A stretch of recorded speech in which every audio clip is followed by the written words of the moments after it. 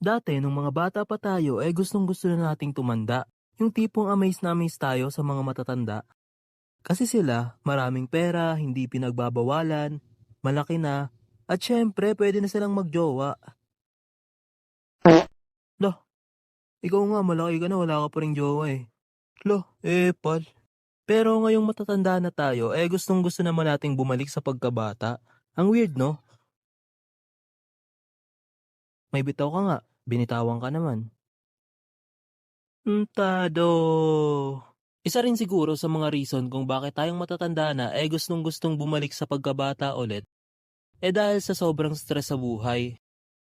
Ang daming bayarin, ang daming deadline sa trabaho, ang daming responsibilidad, at kukurakutin pa tayo. Oo, kininahanam. Kaya gusto na lang nating bumalik ulit sa pagkabata.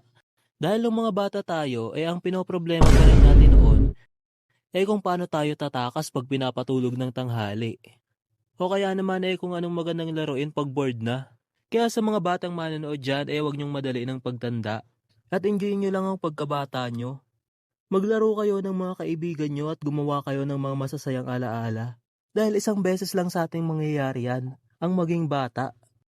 So sa bidyong ito ay maglalakbay tayo sa ating nakaraan.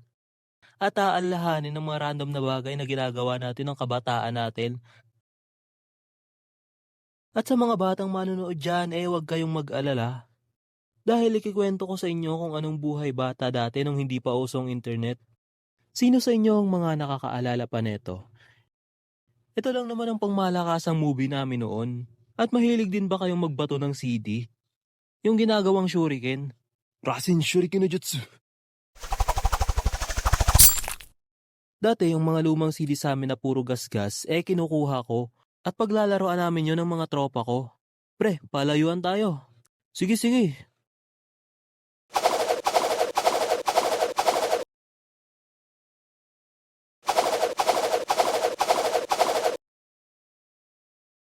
Oh, mas malayo ko. Yun naman, patamaan naman natin yung lata. Tapos maya-maya, may sumuway sa amin. Tapos sabi niya, "Hay, ano yung ginagawa nyo?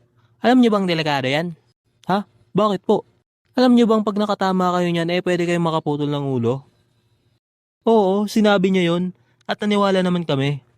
Pero nilaro pa rin namin kasi syempre makukulit kami. Tapos meron ngang hindi inaasahang pangyayari.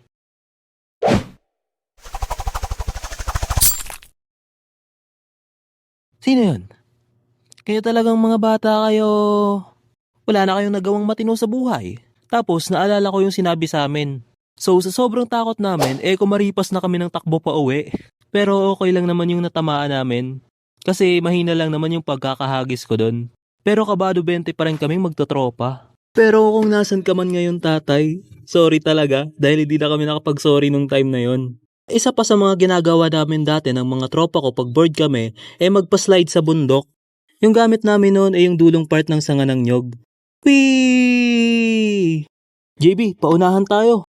Sali ako. Ready, set, go!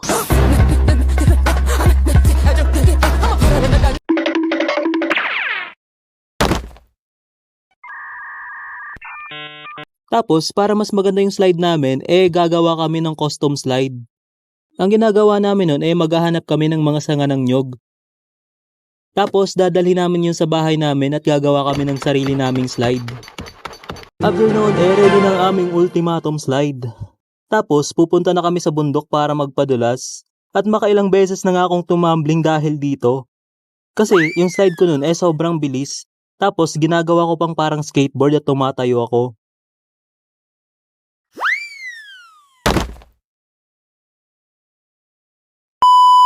Sino sa inyo ang mahihilig maglaro ng stick? Yung mga kahoy na nakakalat lang sa gilid. Ako kasi pag nakakita ko ng mga ganito, para bang may na-awaken na primal instinct sa akin. At bigla-bigla na lang magiging espada yung sa imagination ko. I am the chosen one.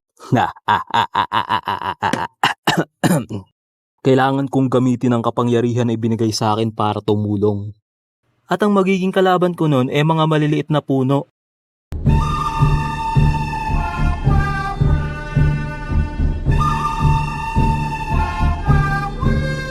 Hoy, hoy, hoy. Andito ka pala. Hinding-hindi ko hahayaan na maghasik ka ng lagim. Subukan mo lang at nagmagkaalaman tayo.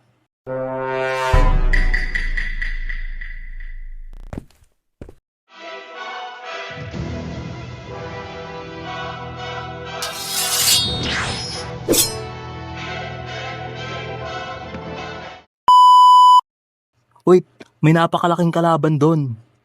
Hindi ko alam kung paano ko siya matatalo. Ako ang hari ng lahat ng mga puno at wawasakin kita. Kailangan ko na atang gamitin ng 100% ng lakas ko.